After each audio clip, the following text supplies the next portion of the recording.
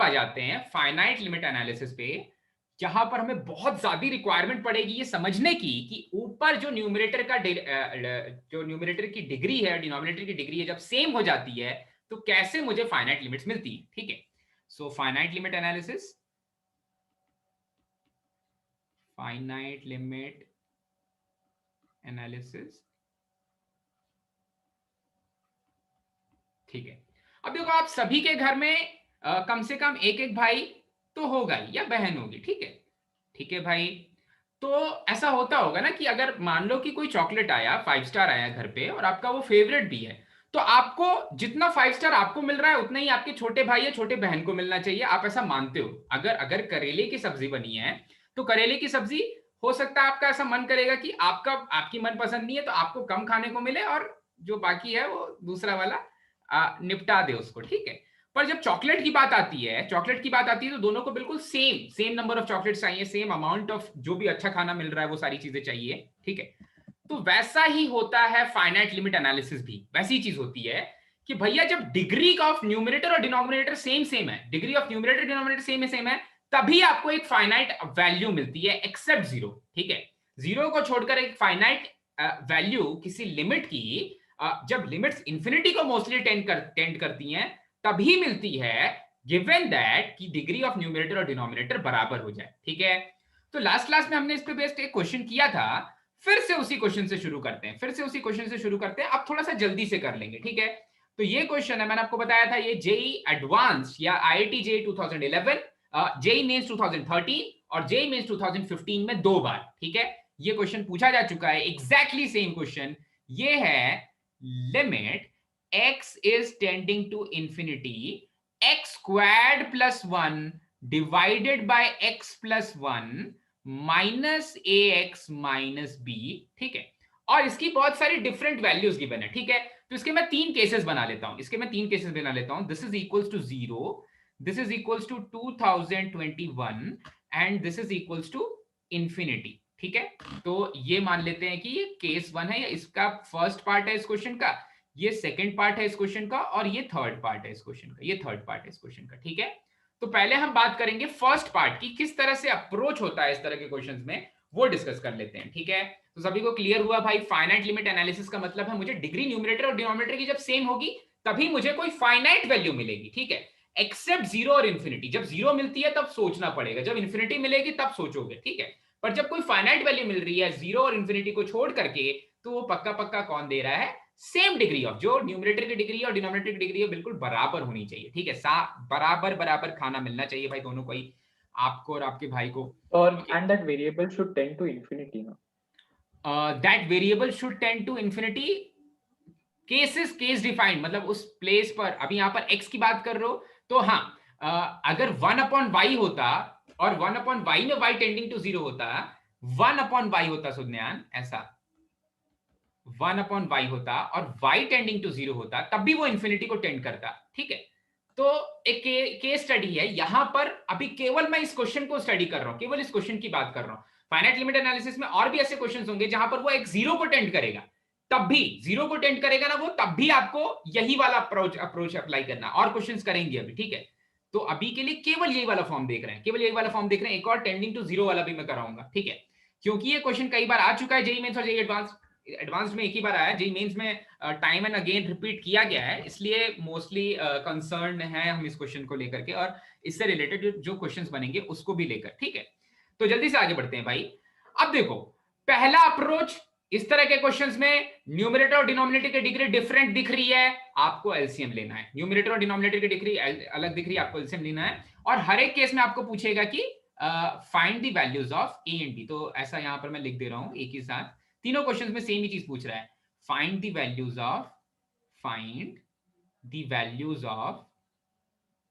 Values of A and B. ठीक है, अब इसमें हम लोग करते हैं पहला वाला पार्ट जो हमने लास्ट क्लास में किया भी हुआ है, तो उसको मैं थोड़ा सा जल्दी से कर देता हूं। ठीक है, तो हमने लास्ट क्लास में ही समझा था कि जब भी डिग्री ऑफ न्यूमरेटर और डिनोमिनेटर बिल्कुल अलग अलग हो जाता है और टेंडिंग टू इन्फिनिटी या टेंडिंग टू जीरो भी हो, टेंडिंग टू इन्फिनिटी या जीरो दोनों में ही आपको सबसे पहला अप्रोच करना है, आपको उसका एलसीएम लेना है। तो ये हो जाएगा limit x tends to infinity, जब हमने इसका एलसीएम लिया तो ये बन जाएगा x squared plus 1 minus ax² minus bx और minus ax minus b divided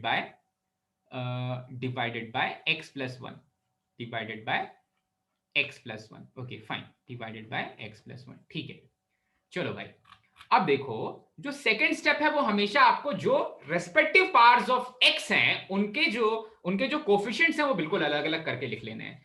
तो यहां पर ऊपर में तीन रेस्पेक्टिव पार्ट्स ऑफ x, एक x स्क्वायर्ड है, एक x raise to the power 1 है और एक x raise to the power 0, मतलब कांस्टेंट टर्म है। ठीक है, उनको बिल्कुल अलग अलग करके भाई दूध का दूध पानी का पानी बिल्कुल अलग करके लिख लो। ठीक है, तो यहां पर एक्सटेंडिंग टू इंफिनिटी है, ये ऊपर वाली चीज बन जाएगी 1 minus a times of x squared, 1 minus a times of x squared, 1 minus a times of x squared plus दूसरे वाले में x का कोफिशिएंट है minus of a minus of b times of x और कांस्टेंट टर्म है 1 minus b divided by x plus 1। बहुत critical question है भाई, सीईटी में भी पूछा जा चुका है, मुझे ईयर याद नहीं है, ठीक है, कौन से ईयर में आया था, पर सेम क्वेश्चन सीईटी में आ चुका है। ठीक है, same question, exactly same question. ठीक है, सो मुझे ईयर याद नहीं है पर रिसेंटली आया है, 2017, 18, 19, 20, 21 इन्हीं में आया। ओके फाइन, ठीक है। अब देखो पहला वाला केस, तीनों केसेस यहीं पर डिस्कस हो जाएंगे, तो तीनों में ही सबसे पहली चीज तो यही करनी है, तो मैं इसको फर्स्ट केस की बात करके नहीं बता रहा हूं, तीनों ही केसेस में यहां तक तो पहुंचना ही है। ठीक है, अब इसके बाद जब मैं बात करूं पहले वाले केस की, पहले वाले केस में क्या हो रहा है कि इसकी वैल्यू 0 आ जा रही है, इसकी वैल्यू 0 आ जा रही है, फिर आप केस स्टडी करोगे, इसकी वैल्यू अगर 0 आ जा रही है तो अगर आप स्प्लिट करोगे अपने न्यूमरेटर और डिनोमिनेटर को, तो आपको समझ में आ जाएगा कि ये वाला जो न्यूमरेटर है इसमें एक्स स्क्वायर का टर्म है और इसमें एक्स का पावर 1 ही है। ठीक है, तो इवन दो जब इंफिनिटी को टेंड करता है तो मैं एक्स कॉमन लेने की कोशिश करता हूं और एक्स कैंसिल करने की कोशिश करता हूं।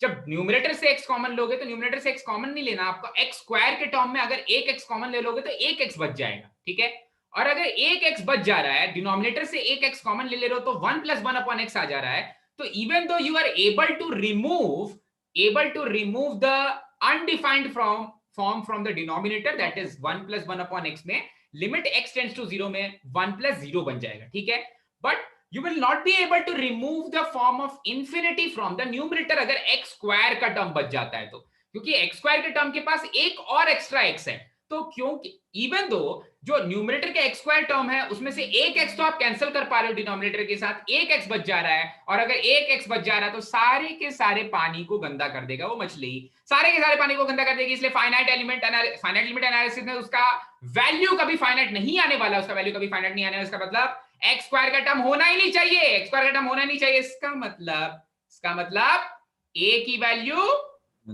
वैल्यू 1 होनी चाहिए, तभी वो टर्म नहीं आएगा, ठीक है, पहला वाला टर्म में एक्स स्क्वायर और एक्स दिख रहा है पहले वाले क्वेश्चन में, और उसमें फाइनाइट ही आउटपुट आ रहा है, इंफिनिटी पे नहीं जा रहा है, वहां पर 0 आउटपुट दे रहा है। तो 0 आउटपुट के लिए एक्स स्क्वायर का टर्म नहीं होना चाहिए, क्योंकि फाइनाइट लिमिट आ रही है। अच्छा, अब जो भी वैल्यू आती है याद रखना, whatever be the values you are getting, वो हमेशा आपका जो इक्विवेलेंट पावर्स ऑफ x होते हैं वहीं से वैल्यूज आती हैं। ठीक है, आपको जो भी वैल्यू मिलती है जब x टेंड्स टू इंफिनिटी या x टेंड्स टू 0 होता है फाइनाइट लिमिट एनालिसिस में, वो सारी की सारी वैल्यूज हमेशा तभी मिलती हैं जब ऊपर वाले का डिग्री और डिनोमिनेटर का डिग्री सेम होता है। और उसको समझने के लिए कुछ नहीं करना है, आपको क्या करना है भाई, जब मैं दूसरा वाला देखूंगा x के बारे में बात करूंगा तो आप फिर से x को कॉमन लोगे, उसको स्प्लिट किया, x को स्प्लिट भी नहीं किया, उसमें से x कॉमन लिया, तो अब जो न्यूमरेटर है उसके पास बचेगा negative of a negative of b। ठीक है,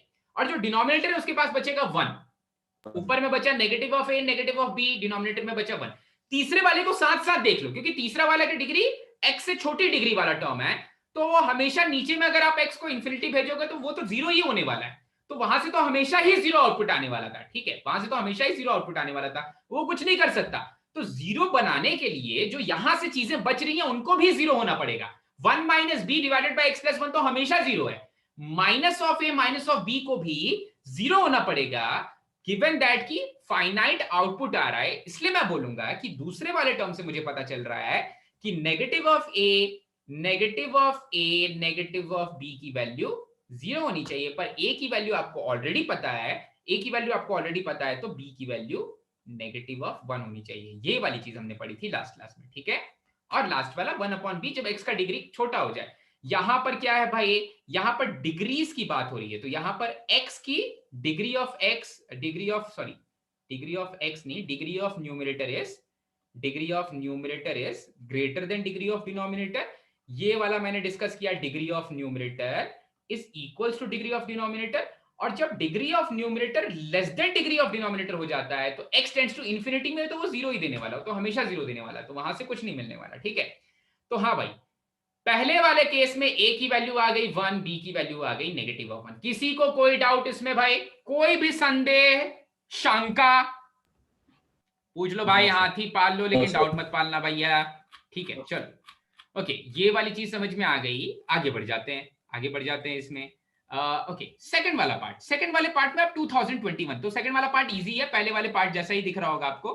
सेकंड वाले पार्ट में अब क्या हो रहा है, फिर से degree of numerator greater than denominator की बात करें तो क्योंकि मुझे एक फाइनाइट आउटपुट मिल रहा है तो एक्स स्क्वायर से तो इंफिनिटी चला जाता आउटपुट, एक्स स्क्वायर से तो इंफिनिटी चला जाता, मतलब फिर से पक्का यहां पर जब मैं बात करूं degree of numerator greater than denominator की, तो ए की वैल्यू 1 होना पड़ेगा। फाइनाइट आउटपुट मिल रहा है, अगर एक्स स्क्वायर में से एक भी एक्स बच गया तो इंफिनिटी मिलता आउटपुट। मुझे चाहिए 2021 चाहिए, इसलिए आपको एक्स स्क्वायर के कोफिशिएंट का जो कोफिशिएंट होगा, एक्स जीरो नहीं हो सकता, एक्स जीरो नहीं, वो तो वेरिएबल ऊपर नीचे हर जगह है, पर जो उसका कोफिशिएंट है वो जीरो हो सकता है, ठीक है। तो उसका कोफिशिएंट चला गया, ऊपर में एक क्वाड्रेटिक टर्म नहीं, एक लीनियर टर्म बन गया। दूसरे वाले में अब आपको ये भी पता है कि जब न्यूमरेटर की डिग्री डिनोमिनेटर से छोटी हो जाएगी तो 1 - b हमेशा जीरो देने वाला है। तो 2021 मिलेगा किससे, जब न्यूमरेटर की डिग्री डिनोमिनेटर की डिग्री के बराबर होगी, ठीक है। न्यूमरेटर की डिग्री डिनोमिनेटर की डिग्री के बराबर होगी, इसका मतलब negative of a negative of b की वैल्यू 2021 के बराबर हो जानी चाहिए। और अगर a की वैल्यू 1 है तो b की वैल्यू माइनस ऑफ 2022 आएगी, नेगेटिव ऑफ 2022 आएगी, ठीक है। दूसरा वाला केस, तीसरे वाले केस में, मतलब दूसरे वाले केस में a और b की वैल्यू मिल गई, और ये जो तीसरा वाला इसमें अभी भी जीरो मिलेगा, 1 - b डिवाइडेड बाय जो भी है, लिमिट एक्सटेंड्स टू जीरो, ठीक है। तो सेकंड वाले केस में जब 2021 की बात करें, 2021 की बात करें, ये वाला 2021 दूसरा वाला केस था, ठीक है। पहले वाले केस में जीरो था, पहले वाले केस में जो जीरो आ रहा था वो भी एक फाइनाइट लिमिट थी, दूसरे वाले केस में 2021 आ रहा है वो भी एक फाइनाइट लिमिट है, ठीक है। आगे बढ़ते हैं भाई, तीसरा वाला केस डिस्कस करते हैं। तीसरे वाले केस सर वो इधर फर्स्ट वाला टर्म में इंफिनिटी दे रहा है ना, इधर एक्स कहां पर, स्क्वायर जब x, तीसरे वाले केस में क्या, तीसरे वाले केस में हाँ। तो देखो अब जब इंफिनिटी को जा रहा है ना, इंफिनिटी को जा रहा है तो इंफिनिटी पहुंचाने के लिए कौन चाहिए भाई, पहला वाला टर्म, मतलब एक एक्स्ट्रा एक्स बचना चाहिए तभी इंफिनिटी पहुंचेगा, ठीक है। और एक और जो गड़बड़ सभी लोग करते हैं वो देखना, अब अगर ऊपर में, अब आपको ये चाहिए, ठीक है, तीसरे वाले केस को डिस्कस कर रहे हैं, इससे डिस्कस कर लेते हैं, ठीक है। तीसरा वाला केस थोड़ा सा अलग है, जब एक्स स्क्वायर प्लस 1 को आप 1 - a times of x square को आप डिवाइड कर दे रहे हो x + 1 से, तो ऊपर वाला इंफिनिटी भी जा सकता है और नेगेटिव ऑफ इंफिनिटी भी जा सकता है। कैसे, जब 1 - a नेगेटिव हो जाएगा तो वो नेगेटिव ऑफ इंफिनिटी भागने लग जाएगा भाई, नहीं बचा पाओगे तुम किसी को, ठीक है। तो इनफैक्ट अगर आपको ऊपर वाले को, किसको भाई, ये मैं डिस्कस कर रहा हूं, न्यूमरेटर की degree is greater than denominator की डिग्री, मतलब ऊपर में है 1 - a times of x square और डिनोमिनेटर में है x + 1, ठीक है। पहले वाले केस को डिस्कस कर रहे हैं, तो आपको इंश्योर करना पड़ेगा कि 1 - a भी हमेशा पॉजिटिव है। अगर 1 - a गलती से नेगेटिव हुआ, अगर 1 के बराबर हुआ तो गायब हो जाएगा, तो 1 के बराबर तो होना नहीं चाहिए। इंफिनिटी पहला वाला टर्म ही दे रहा है, इंफिनिटी पहले वाले टर्म से ही आएगा, बाकी दोनों टर्म्स इंफिनिटी कभी नहीं पहुंचा पाएंगे। देखो तो जब आप 1 - b डिवाइडेड बाय x + 1 करोगे तो वो तो जीरो को जाएगा क्योंकि डिनोमिनेटर इंफिनिटी को जा रहा है। जब आप -a - b multiplied by x times of x + 1 करोगे तो वो फाइनाइट लिमिट एनालिसिस पे चला जाएगा, वो फाइनाइट लिमिट देना लग जाएगा, ठीक है। तो इंफिनिटी केवल पहला, जो भी जहां पर भी x की डिग्री बड़ी है, जहां पर भी न्यूमरेटर की डिग्री बड़ी है डिनोमिनेटर की डिग्री से, और अगर आपका वेरिएबल टेंड कर रहा है इंफिनिटी को, वही आपको इंफिनिटी दे सकता है। और यहां पर वो इंफिनिटी देने वाला शख्स है, कौन है शख्स भाई, वो है 1 - a। तो आपको केवल एक चीज इंश्योर करनी है कि नेगेटिव ऑफ इंफिनिटी नहीं मिलना चाहिए, इसलिए 1 - a ग्रेटर देन 0 होना चाहिए, नेगेटिव ऑफ इंफिनिटी भी नहीं मिलना चाहिए। इसका मतलब a हमेशा ही छोटा होना चाहिए 1 से, a हमेशा ही छोटा, a की कोई डिफाइंड एकदम परफेक्ट वैल्यू नहीं चाहिए, अरे कुछ भी हो जाए बस 1 से छोटा रहे, कुछ भी, infinite real values of a are possible, ठीक है, पर वो 1 से छोटा हो जाए, ठीक है। बाकी दोनों का क्या करोगे, बाकी दोनों कुछ भी हो कोई फर्क नहीं पड़ता, अरे भैया एक इंफिनिटी को किसी नंबर से ऐड कर दो तो इंफिनिटी को ही भागेगा, एक इंफिनिटी में 0 ऐड कर दो तो इंफिनिटी को ही भागेगा, ठीक है। तो बाकी दोनों कुछ भी हो मुझे कोई फर्क नहीं पड़ता, मतलब b की वैल्यू यहां से देखो, यहां से इसके बाद क्या बचेगा, जब मैं -a - b multiplied by x divided by x + 1 करूंगा, मतलब जब न्यूमरेटर की डिग्री बराबर हो जाए डिनोमिनेटर की डिग्री के, तो कुछ ऐसा आएगा -a - b times of x divided by x + 1। अब आउटपुट में तो इंफिनिटी आ रहा है, आउटपुट में तो इंफिनिटी आ रहा है, अच्छा भाई आउटपुट में इंफिनिटी आ रहा है, तो आउटपुट में इंफिनिटी देने के लिए ये वाली चीज को क्या होना पड़ेगा, ये वाली चीज 2 हो, 3 हो, 4 हो, 5 हो, 6 हो, कोई फर्क नहीं पड़ता, क्योंकि इंफिनिटी को जब आप ऐड करोगे किसी भी नंबर से तो इंफिनिटी ही आने वाला है, ठीक है, एक अनडिफाइंड फॉर्म ही आने वाला है।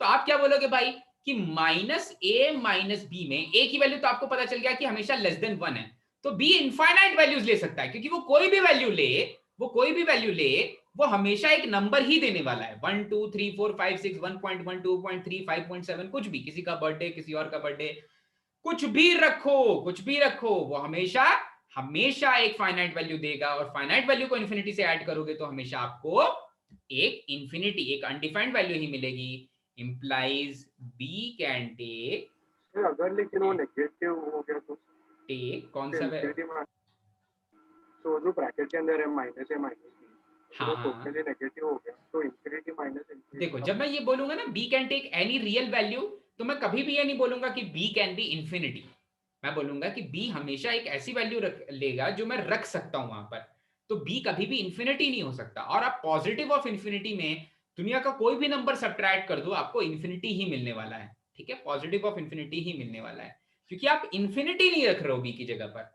मैं ये बोलने वाला हूं b कैन टेक, अरे b कैन बोल रहा हूं, b can take any real value, can take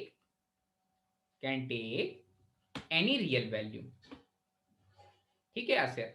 अब जब मैं ऐसा बोल रहा हूं तो मैं ये नहीं बोल रहा हूं कि b इंफिनिटी कोई रियल वैल्यू नहीं है भाई, या नेगेटिव ऑफ इंफिनिटी कोई रियल वैल्यू नहीं है, रियल नंबर्स पे वहां पर आप ओपन ब्रैकेट करते हो, जब आप बोलते हो कि belongs to all real numbers, तो -इंफिनिटी से +इंफिनिटी पे ओपन ब्रैकेट करते हो, मतलब वो वैल्यू नहीं ले सकता है, इंफिनिटी वाली वैल्यू नहीं ले सकता है, ठीक है। तो b कोई भी रियल 1 2 3 1.1 सबसे बड़ी जो रियल वैल्यू है उससे थोड़ी सी छोटी वैल्यू तक ले सकता है, इंफिनिटी से थोड़ी छोटी वैल्यू तक ले सकता है, और जब आप इंफिनिटी में से सब्ट्रैक्ट कर रहे हो कोई भी वैल्यू जो इंफिनिटी से छोटी है तो आपको हमेशा इंफिनिटी ही मिलेगी, ठीक है।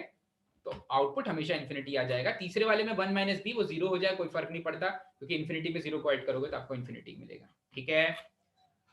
चलो भाई, तो चलो सो अभी तक हमने पढ़ा कि फाइनाइट लिमिट एनालिसिस में जब डिग्री ऑफ न्यूमरेटर और डिनोमिनेटर हमें दिख जा रही थी कि क्या है, उनके कोएफिशिएंट्स बहुत आसानी से दिख जा रहे थे और इंफिनिटी को टेंड कर रहे थे, ठीक है।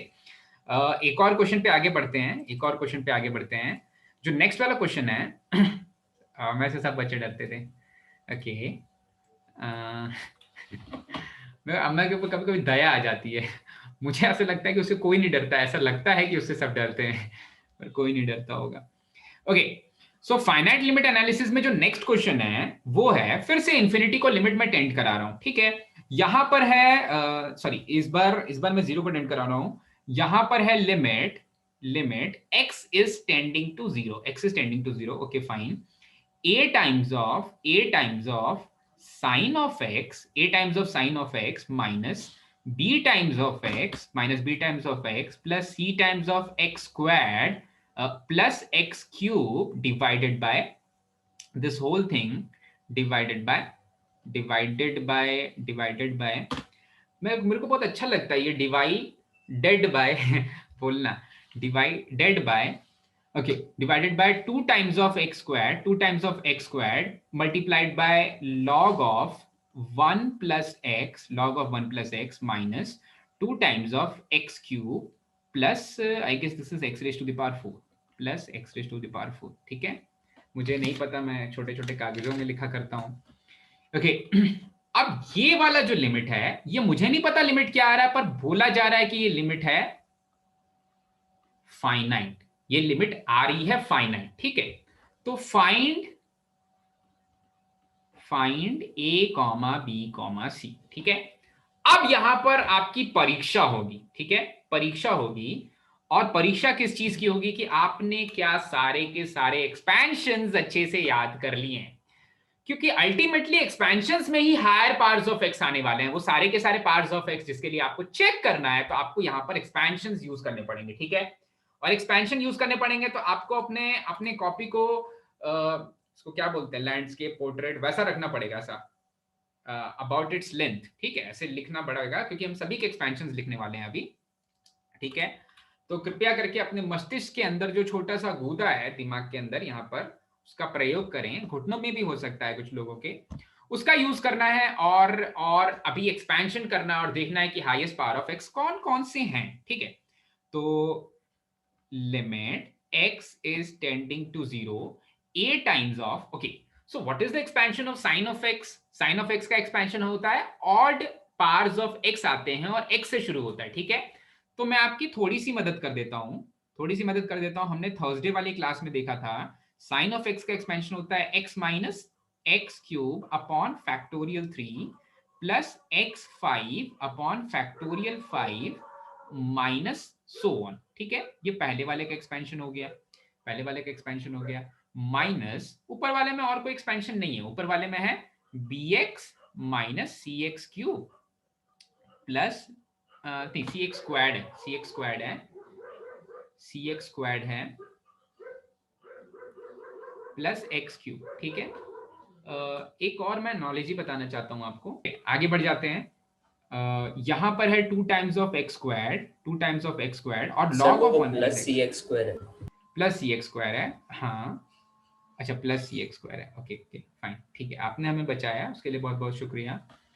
Plus c x square plus x cube, नीचे में है log of 1 plus x. Log of 1 plus x का एक्सपेंशन तो उस दिन जिसने किया था, ऋषिकेश नाम के बालक ने, वही बता सकता है भाई। Rishikesh, log of 1 plus x का एक्सपेंशन क्या था?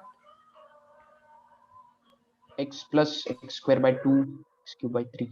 अच्छा x प्लस, देख लो भाई ध्यान से, देख लो एक बार, देख लो बेटा, x माइनस है, हाँ अल्टरनेट पॉजिटिव नेगेटिव साइन आता x है, square minus x square, हाँ x माइनस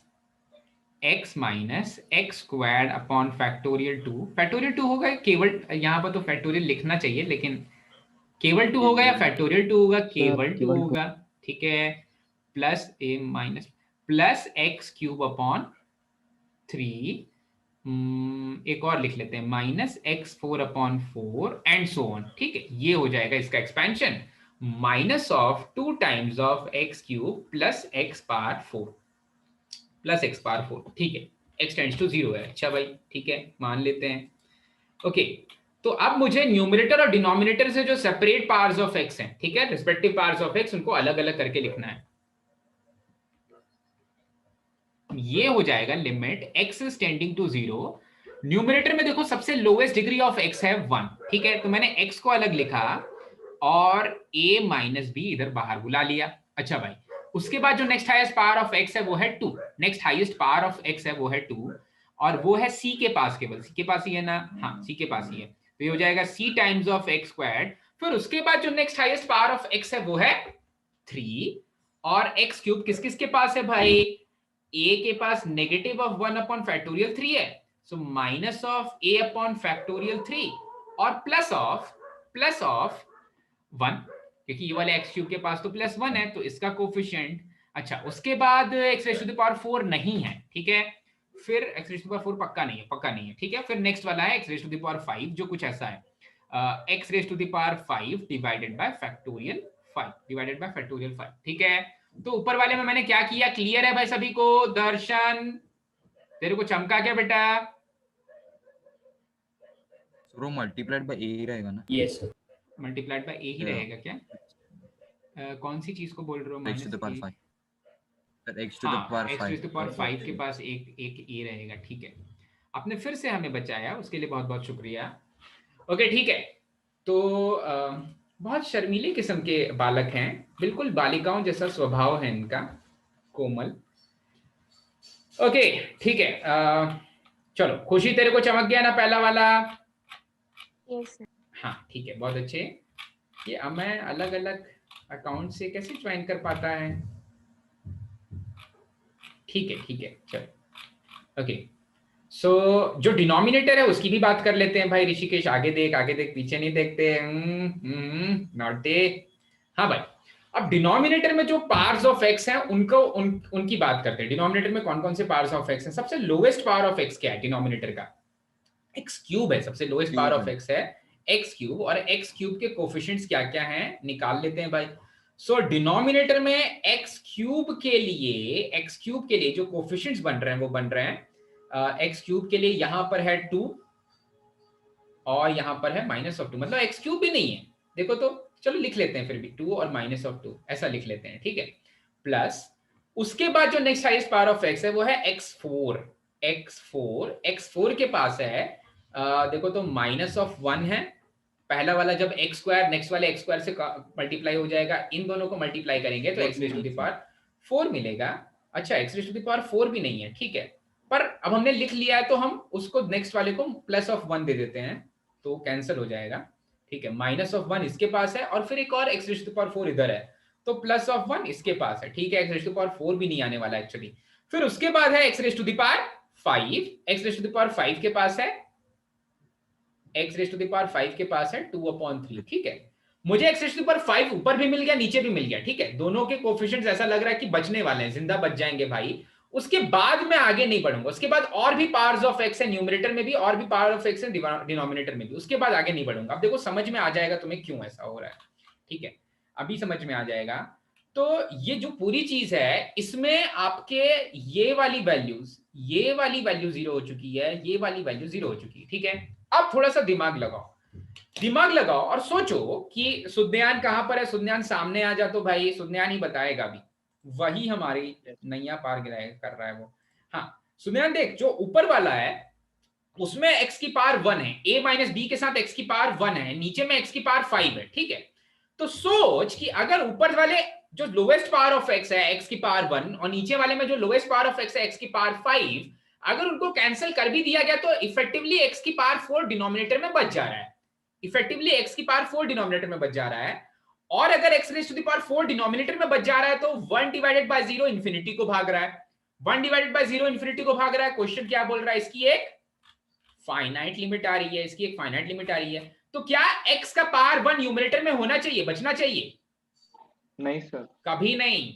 और एकदम शॉर्टकट में मैं आपको बता देता हूं, finite limit tends to infinity पे या टेंड्स टू 0 पर फाइनाइट लिमिट तभी मिलती है जब पावर्स ऑफ x बराबर हों। मतलब मुझे वो जो आउटपुट मिल रहा है वो इन दोनों से मिलने वाला है, x⁵ से मिलने वाला है। फिर से एक बार सभी सुनो, उसके पहले जो भी लोअर पावर्स ऑफ x हैं, जैसे मान लो cx² को आप डिवाइड करोगे x⁵ मल्टीप्लाइड बाय 2/3 तो न्यूमरेटर में बचेगा एक c, डिनोमिनेटर में बचेगा x³ मल्टीप्लाइड बाय 2/3, क्योंकि डिनोमिनेटर में एक्स्ट्रा 3x बच जा रहा है और वो x 0 को टेंड कर रहा है, इसलिए डिनोमिनेटर में बच जा रहा है इसलिए इफेक्टिवली 1/0 वाली चीज इंफिनिटी को भाग जा रही है। इस लिमिट की वैल्यू फाइनाइट, इस लिमिट का फाइनाइट आउटपुट आ रहा है, इसलिए x² का भी कोफिशिएंट न्यूमरेटर में नहीं होना चाहिए, एंड सिमिलरली x³ का भी कोफिशिएंट न्यूमरेटर में नहीं होना चाहिए, ठीक है। x³ होना चाहिए, उसका कोफिशिएंट 0 होना चाहिए, ठीक है। तो इससे पता ये चलता है कि ये सारी की सारी चीजें 0 हो जानी चाहिए। कौन कौन सी चीज भाई? a माइनस b 0 होना चाहिए क्योंकि x वाला टर्म नहीं होना चाहिए न्यूमरेटर में, c की वैल्यू 0 होनी चाहिए क्योंकि x वाला टर्म नहीं होना चाहिए न्यूमरेटर में, और minus of a divided by factorial 3 that is 6 plus 1 ये भी 0 होना चाहिए क्योंकि न्यूमरेटर में x³ का भी टर्म नहीं होना चाहिए। x5 का टर्म नीचे वाले x5 के टर्म के बराबर हो सकता है, वहां पर degree of numerator degree of denominator बराबर हो जा रहा है। तो इससे ये पता चलता है कि a की वैल्यू b के बराबर और यहां से a की वैल्यू 6 के बराबर आ जा रही है, तो a b दोनों ही 6 के बराबर हैं और c की वैल्यू 0 के बराबर है, तो a b और c की वैल्यू आ गई। अगर आपको लिमिट की भी वैल्यू चाहिए, वो फाइनाइट लिमिट क्या है, तो यहां से मिलेगी वो फाइनाइट लिमिट, इन दोनों का ratio a divided by factorial 5 और 2/3, ठीक है। तो वैल्यू ऑफ लिमिट भी लिख लेते हैं यहां पर, अगर कभी एग्जाम में आ जाए तो वैल्यू ऑफ लिमिट आ जाएगा, यहां से वैल्यू ऑफ लिमिट आ जाएगा a divided by factorial 5 that is 120 a divided by factorial 5 divided bye 2/3 बोल दे श्रेया। तो a की वैल्यू तो है 6, तो यहाँ पर है 6 divided by factorial 5 multiplied by 3/2। हाँ 9/5। हाँ बोलो। Sir I wanted to know कि हम कब तक एक्सपांड करेंगे, जब तक आपका न्यूमरेटर डिनोमिनेटर की डिग्री बराबर ना आई हो मीन जाए। Till what. यहाँ पर 5 पे इक्वल हो गया था तो वहीं पर रुक गए थे, ठीक है। 3/40 एक है। हाँ जब तक न्यूमरेटर और डिनोमिनेटर की डिग्री इक्वल ना हो जाए ना, देखो यहाँ पर ये दिख नहीं रहा है, तुम कंफ्यूज हो जाओगे। यहाँ पर a है इसके साथ, यहाँ पर a है इसके साथ, ठीक है। हाँ क्या ये डाउट और भी लोगों को है? देखो भाई एक्सपैंड तब तक करना है जब तक कि न्यूमरेटर और डिनोमिनेटर की डिग्री इक्वल ना हो जाए, तब तक एक्सपैंड करते रहो। इक्वल इक्वल दिख गया दोनों तरफ, उसके पहले वाला खत्म होने वाला, उसके बाद वाला। आप बोलोगे सर इसके बाद जो x raise to the power 7 आएगा या जो भी उसके बाद जो भी next highest powers of x आ रहे हैं उनका क्या होगा? मैं बोलूंगा भाई क्योंकि आप इसके बाद के जो पावर्स आने वाले हैं उसमें से x कॉमन लेने वाले हो, और ये x raise to the power 5 x raise to the power 5 numerator denominator से कैंसिल करने वाले हो, तो बाकी सब जीरो होने वाले हैं। इसके बाद x का पावर 6 आएगा, 7 आएगा, 8 आएगा, जो भी आए। यहाँ पर भी x का पावर 5 के बाद 6 7, उसमें x की वैल्यू तो जीरो रखने वाला हूं, तो वो सब जीरो होने वाले हैं। केवल x raise to the power 5 divided by x raise to the power 5 वाली जो चीज है वही मुझे फाइनाइट लिमिट देगा, ठीक है। पर फिर से रिवाइज करो, बहुत इंपॉर्टेंट सा कॉन्सेप्ट है, बहुत इंपॉर्टेंट चीज है, ठीक है। एक दो बार देखोगे तो चमक जाएगा, ठीक है भाई। बढ़े आगे क्या? Yes. चमका? चलो ठीक है, वेरी गुड, ठीक है, फाइन। अब एक और क्वेश्चन है इसका, पर हमारे पास उतना समय नहीं है तो उसको होमवर्क की तरह दे दूंगा। By the way